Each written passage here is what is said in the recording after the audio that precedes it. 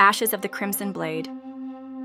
In the forgotten folds of feudal Japan, where ancient gods slept and blood was the language of honor, a cursed warrior walks the path between revenge and redemption. This is not a tale of heroes, it's a tale of choices, painful, irreversible, and deeply human. Ashes of the Crimson Blade. The world had long abandoned the old gods. Their shrines turned to dust, their names swallowed by silence. But when silence lingers too long, it calls back the forgotten. Takeshi, once the son of a revered samurai, watched his family slaughtered during a political purge disguised as honor. His father's last words were not revenge, but regret. Yet Takeshi did not inherit his father's mercy. Banished from his province and left for dead, he wandered into the cursed region of Akichi Hollow, a land where no man returns. But Takeshi did return, and not as a man. He carried with him a blade said to be forged from the bones of a god, the Crimson Blade, an artifact of the underworld. It fed on the hatred of its wielder and gave in return a gift, immortality in exchange for never feeling peace again. The path of blood. For 10 years, Takeshi hunted those responsible.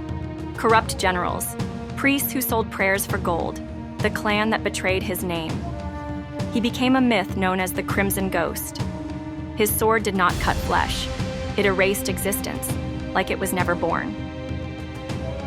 But the blade took more than lives. With every soul he cut down, it consumed something from within him. Memories, compassion, even the warmth of sunlight on his skin. He began to lose color in his eyes, then his laughter, then the names of those he once loved. He could no longer remember the sound of his sister's voice, or why he even started this journey. The turning point. One night he found a girl, Aiko, the only survivor of a village razed by war. She stood over her dying brother, shielding him from burning arrows. Takeshi raised his blade to finish the child, but Aiko stepped between them. "Will killing us help you remember who you are?" she asked. That night, for the first time in years, Takeshi did not kill. When she managed to save her brother, Aiko didn't just thank him, she made a vow. She would guide him to the last name on his list, not to help him destroy, but to make him face what he had become. She had heard whispers of Lord Hidetora's fortress above the Sea of Graves.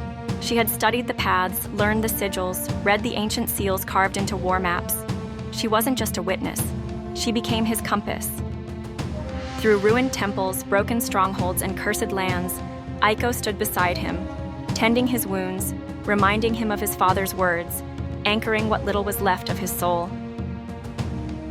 She wasn't trying to stop his vengeance. She was fighting for his humanity. Final confrontation. The final man on his list, Lord Hidetora, now a self-declared God King. In his obsidian fortress, 1,000 soldiers stood between him and Takeshi. He cut through them like mist. But each death stripped him further. By the time he reached the throne room, he no longer remembered his name. His hands trembled not from fear, but from emptiness. Aiko followed, injured but unyielding. She stood by him in front of the throne. Takeshi asked only one question. "Do you remember my father's name?" Hidetora did not. And in that moment, Takeshi realized the world had already forgotten his pain. Only he carried it. And with every kill, he had carved away the pieces that made him someone worth remembering. With Aiko watching, he raised the Crimson Blade, then shattered it against the throne. Its scream echoed across the land. Epilogue. Takeshi vanished. Some say he walked into the Sea of Graves and let the tide reclaim him.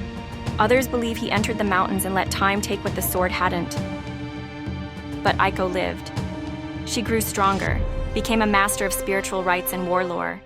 She did not tell his story as a legend of vengeance. Moral of the story: every act of violence leaves a scar, not only on the world, but on the soul of the one who inflicts it. In the pursuit of revenge, we may become the very monster we seek to destroy. But it is never too late to choose who we become. especially with someone who still sees the light in us.